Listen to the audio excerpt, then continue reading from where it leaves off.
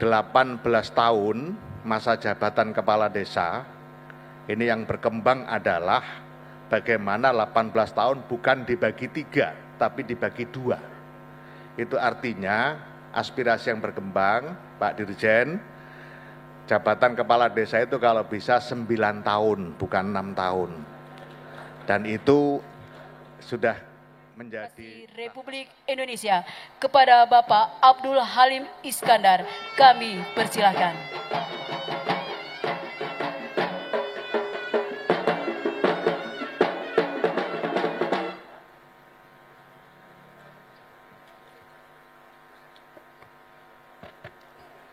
Assalamualaikum warahmatullahi wabarakatuh.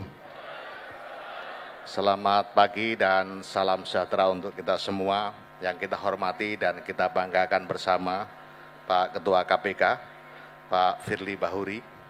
Terima kasih Pak Ketua atas nama seluruh masyarakat desa se-Indonesia atas perhatian KPK terhadap masyarakat desa dengan kegiatan launching kick-off desa anti korupsi. Ini adalah wujud dari kecintaan KPK kepada desa dan tentu kepada kita semua.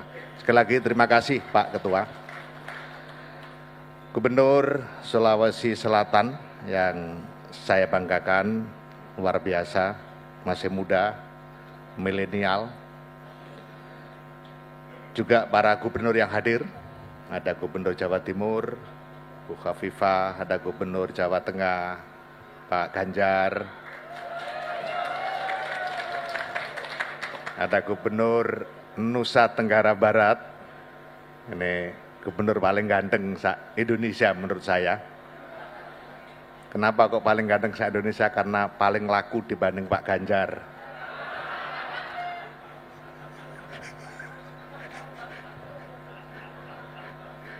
Gubernur Lampung, Wakil Gubernur Sumatera Barat, ini selalu ganteng, dan para gubernur para Bapak Ibu yang mewakili gubernur, ada dari Gubernur Sumatera Barat, wakil dari Gubernur Sumatera Barat, wakil dari Gubernur Jawa Barat, wakil dari Gubernur Bali,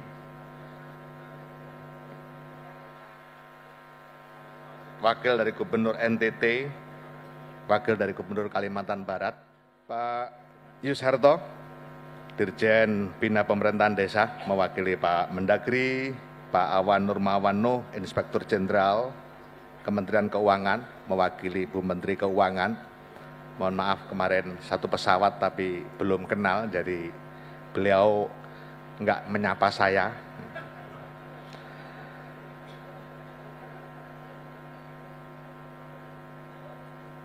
Jajaran Forkompimda Sulawesi Selatan, Bu Ketua DPR, Pak Kapolda, Pak Panglima, Pak Kajati, dan seluruh yang hadir. Juga Bupati Goa, Pak Bupati Goa, mana tepuk tangannya untuk Pak Bupati Goa, beserta seluruh jajaran pemerintah Kabupaten Goa, termasuk para camat, para kepala desa. Mana kepala desa, suaranya. Tadi sudah tak sampaikan ke Kementerian Dalam Negeri aspirasinya. 18 tahun masa jabatan kepala desa, ini yang berkembang adalah bagaimana 18 tahun bukan dibagi 3, tapi dibagi 2. Itu artinya aspirasi yang berkembang, Pak Dirjen, jabatan kepala desa itu kalau bisa 9 tahun, bukan 6 tahun. Dan itu sudah menjadi bahasan cukup serius di tingkat kepala desa. Narasinya sederhana banget dan narasinya masuk akal. 6 tahun Pilkades itu belum menyelesaikan permasalahan perbedaan pilihan. Karena perbedaan pilihan di desa itu jauh lebih keras daripada perbedaan, lebih keras daripada pilbub, pilgub, apalagi pilpres. Itu kelihatan betul pada saat penghitungan suara pilkades, berapa kerumunan di situ itu bisa menunjukkan berapa calon. Kalau ada 3 kerumunan berarti 3 calon. Karena semua pendukung pasti berkerumun dalam satu tempat dan itu biasanya susah diselesaikan, bahkan di internal keluarga pun sering jadi masalah gara-gara perbedaan pilihan kepala desa. Betul apa betul itu? Nah, kalau kemudian 9 tahun harapannya ini sudah sembuh dan Kementerian Dalam Negeri sudah kasih solusi yang luar biasa. Sehingga tidak ada PLT yang lebih dari 6 bulan. Karena kalau ada kekosongan lebih dari 6 bulan, di Kemendagri diputuskan harus pilkades tapi perwakilan. Yang milih perwakilan. Ini solusi yang sangat bagus dari Kementerian Dalam Negeri. Jadi itu sudah saya usulkan. Makanya bersyukurlah kepada Menteri Dalam Negeri yang segera akan membahas aspirasi kepala desa. Bapak Ibu sekalian yang saya hormati, hadir juga di sini para pendamping desa yang tentu juga menjadi bagian penting dari upaya untuk percepatan pembangunan di desa. Pak Ketua KPK yang saya hormati dan kita banggakan, izin melaporkan beberapa hal yang sudah kita lakukan dalam upaya untuk pencegahan korupsi di desa. Mulai dari sisi perencanaan, utamanya terkait dengan dasar pembuatan kebijakan. Upaya yang sudah kita lakukan antara lain, Pak Ketua KPK, adalah menyederhanakan diksi.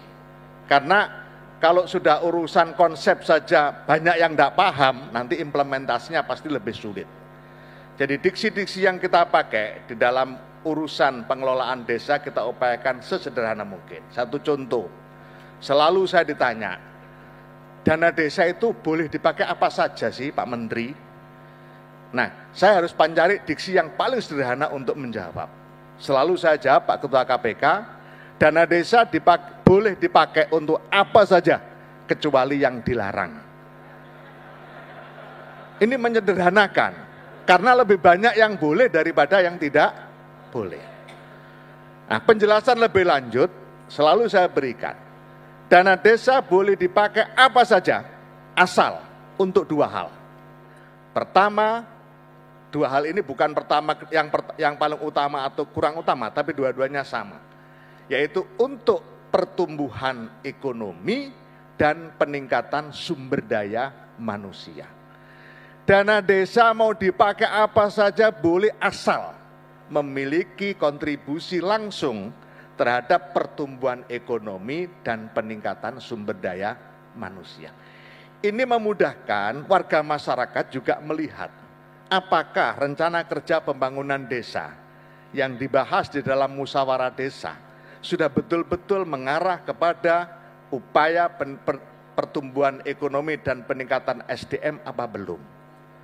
Nah, itu salah satu contoh bagaimana kita berupaya agar sejak perencanaan sudah semua bisa paham.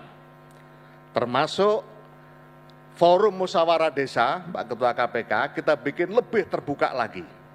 Di mana di Musdes sebagai peserta yang punya hak suara dan hak bicara adalah perangkat desa, BPD, perwakilan dusun, dan perwakilan tokoh masyarakat. Tetapi warga masyarakat umum boleh dikasih ruang untuk hadir di musyawarah desa sebagai pengamat. Tapi mereka tidak punya hak bicara, tidak punya hak suara, tapi kemudian menjadi lebih bisa diketahui apa sih arah kebijakan pembangunan desa. Bapak Ibu sekalian yang saya hormati, selanjutnya untuk lebih mengimplementasikan 2 hal tadi, Kementerian Desa, Pembangunan Daerah Tertinggal dan Transmigrasi juga berupaya agar arah kebijakan pembangunan desa lebih jelas lagi. Dengan bahasa lain, desa ini mau dibawa kemana? Itulah makanya Pak Ketua KPK, kita mengambil kebijakan dengan melandingkan SDGs yang di Indonesia dipayungi dengan Perpres 59 tahun 2017, kemudian kita landingkan lagi sampai tingkat desa dengan penggunaan diksi yang juga sederhana. Misalnya, desa tanpa kemiskinan. Kita berharap dengan diksi bahwa arah kebijakan pembangunan desa adalah menuju terwujudnya desa tanpa kemiskinan, maka seluruh warga masyarakat bisa melihat apakah kebijakan-kebijakan pembangunan di desa ini sudah betul-betul mengarah kepada terwujudnya desa tanpa kemiskinan, desa tanpa kelaparan, pendidikan desa berkualitas, keterlibatan perempuan desa, terpenuhinya kebutuhan air bersih dan sanitasi, sampai kepada tujuan yang ke-17, kemitraan di dalam pembangunan desa. Oleh karena itu, hari ini kita terus berupaya agar transformasi pembangunan di desa betul-betul memanfaatkan IT dan digitalisasi desa dalam upaya peningkatan dan percepatan pembangunan dengan menggunakan mitra-mitra pembangunan yang tersedia, termasuk seluruh kelembagaan dan kementerian, pemerintah daerah, provinsi, kabupaten, kota, itu adalah bagian penting dari percepatan pembangunan desa. Nah, bukan sekedar itu, selain konsepsi tentang bagaimana kita mewujudkan desa tanpa kemiskinan, kita juga berharap dan terus berupaya hari ini sampai ke depan, agar perdebatan untuk perencanaan pembangunan di desa itu tidak didasarkan pada keinginan elit, sebagaimana arahan Pak Presiden yang selalu mengatakan dana desa harus dirasakan oleh seluruh warga desa, utamanya warga menengah ke bawah. Itulah makanya Pak Ketua KPK kita juga terus melakukan upaya agar desa-desa mampu melakukan upaya pendataan atas wilayahnya dengan secara detail. Dengan demikian, perdebatan di dalam penyusunan rencana kerja pembangunan desa tidak didasarkan pada keinginan, tapi didasarkan pada masalah. Masalah diwujudkan dengan data. Misalnya satu desa, ternyata pembangunan lebih tertuju pada infrastruktur. Sementara semua masyarakat tahu infrastrukturnya sudah mulai bagus, tapi sering pengulangan terhadap jalan yang sudah bagus, diperbaiki lagi, dibagusi lagi, sementara warga miskin, data warga miskin cukup besar. Nah, ini akan menjadi kontrol juga bagi pemerintah desa langsung oleh warga masyarakat, supaya arah kebijakan pembangunan yang dikembangkan betul-betul sesuai dengan permasalahan yang dihadapi oleh desa. Ini beberapa hal yang mungkin pada kesempatan yang berbahagia ini kita sampaikan menjadi bagian utama dari upaya kita agar transparansi pemanfaatan dana desa mulai dari perencanaan, pelaksanaan, pengawasan, evaluasi terhadap penggunaan dana desa bisa dilakukan bukan hanya oleh struktur pemerintah, yaitu pemerintah desa maupun inspektorat, tapi juga oleh warga masyarakat. Karena tidak terlalu sulit Pak Ketua KPK mengawasi pembangunan di desa karena levelnya desa. Misalnya pembangunan gorong-gorong di dusun X, itu semua warga desa pasti tahu. Itulah makanya diwajibkan juga hasil APBDes ditampilkan dalam tampilan yang besar di tempat-tempat strategis di desa, supaya seluruh warga masyarakat bisa tahu dana desa atau APBD desa yang sumbernya banyak, bukan hanya dana desa, itu masyarakat bisa tahu itu digunakan untuk apa saja, di mana, berapa biayanya. Dengan demikian masyarakat tahu, masa bangun jalan segitu aja biayanya kok sekian ratus juta. Itu langsung menjadi kontrol sejak perencanaan.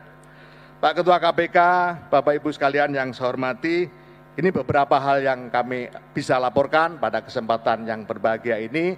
Sekali lagi atas nama masyarakat desa, atas nama pemerintah desa, terima kasih kepada Pak Ketua KPK, kepada seluruh jajaran KPK yang telah melakukan kegiatan pada hari ini sebagai wujud kecintaan KPK terhadap desa, dan tentu ini adalah wujud kecintaan kepada bangsa dan negara. Yang terakhir, usul Pak Ketua KPK, kalau nanti pada saat penyerahan penghargaan, hari ini kick off di Provinsi Sulawesi Selatan, mungkin sekali saja kick off-nya. Tapi untuk penyerahan penghargaan kepada desa yang sudah berhasil mewujudkan sebagai contoh desa anti korupsi, kami mengusulkan agar Pak Ketua KPK berkenan melaksanakan pemberian penghargaan di tiap-tiap provinsi. Sehingga misalnya Jawa Timur dibikin penghargaan di sana meskipun satu desa, tapi gaungnya ini akan dirasakan oleh seluruh desa, seluruh Jawa Timur. Begitu juga di Nusa Tenggara Barat, sehingga nanti paling tidak tanpa mengurangi rasa hormat saya kepada Pak Gubernur Sulsel, untuk penyerahan penghargaan Sulsel sudah selesai, karena sudah dipakai untuk kick off. Nah, tinggal 9 provinsi yang nanti kita harapkan Pak Ketua KPK bisa mengagendakan. Dengan demikian, gaung terkait dengan contoh desa anti korupsi akan merebak di seluruh penjuru tanah air dan berharap dengan sangat kemudian bisa diimplementasikan di 74.960 desa-desa penerima dana desa. Pak Ketua KPK, Bapak Ibu sekalian, para gubernur yang saya hormati, demikian yang bisa kami sampaikan. Kalau tadi Pak Yusra dari Mendagri juga berpantun, saya juga ingin mengakhiri sambutan ini dengan pantun. Makan ikan memakai nasi, terasa nikmat pakai sambal terasi. Melalui pembentukan desa anti korupsi, penyelewengan dana desa bisa teratasi.